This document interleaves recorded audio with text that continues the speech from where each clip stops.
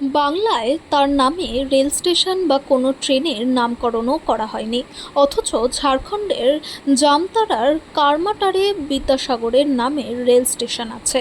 সেই জন্যই রানাঘাটের নাগরিকদের সংগঠন সিটিজেন ফোরামের পক্ষ থেকে নতুন চলাচল শুরু হওয়া উত্তরবঙ্গগামী হামসফর সাপ্তাহিক এক্সপ্রেস ট্রেনের নামকরণের জন্য আমরা রানাঘাট স্টেশনের সুপারিনটেনডেন্টের মাধ্যমে ডিআরএমের কাছে আবেদন করলাম এবং আবেদনের কপি মাননীয় রেলমন্ত্রী, পূর্ব রেলের জিএম, জনসংযোগ আধিকারিক, রানাঘাটের সাংসদ ও বিধায়ক সহ পুর প্রধানকেও দেওয়া হলো।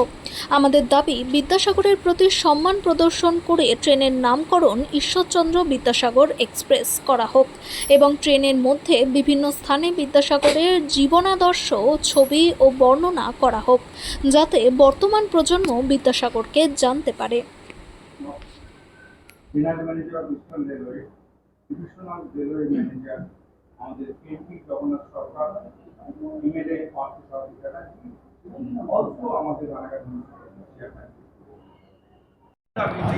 বিদ্যাসাগর পুরুলিয়ার ব্যাপক অঞ্চলে নারী শিক্ষা বিস্তারের জন্য প্রভূত কাজ করেছে। তার শান্তিপুরে নারী বিদ্যালয় স্থাপন, নারী শিক্ষার কেন্দ্র এবং কৃষ্ণনগরে এবি স্কুল স্থাপন সহ আমরা সিটিজেন ফোরামের মাধ্যমে আজকে রানাঘাট রেল স্টেশনের সুপারিনটেন্ডেন্টের কাছে একটি স্মারকলিপি জমা দিলাম। আমাদের প্রধান আজকে দাবি ছিল যে পূর্ব রেল শিয়ালদা জলপাইগুড়ি রোডের মধ্যে যে নতুন হামসফর সাপ্তাহিক এক্সপ্রেস চালু করেছে, ট্রেনটির এখনও নামকরণ করা হয়নি।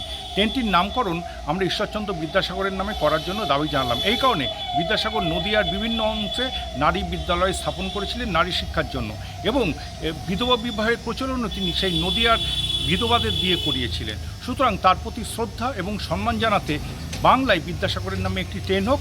একমাত্র বাংলার বাইরে ঝাড়খণ্ডে কারমাটারে বিদ্যাসাগর নামে একটি রেল স্টেশন রয়েছে, যেটা বঙ্গে কোথাও নেই, অথচ বঙ্গে বিদ্যাসাগরের সবথেকে অবদান। সেই জন্য আমরা একটি স্মারকলিপি পূর্ব রেলের যে রানাঘাট স্টেশন সুপারিনটেন্ডেন্টের কাছে জমা দিলাম, যার প্রতিলিপি আমরা রেলমন্ত্রী অশ্বিনী বৈষ্ণব এবং রেলের জনসংযোগ আধিকারিক, রেলের জিএম, আমাদের মাননীয় সাংসদ, মাননীয় বিধায়ক এবং মাননীয় পুরপ্রধানকে আমরা দিলাম।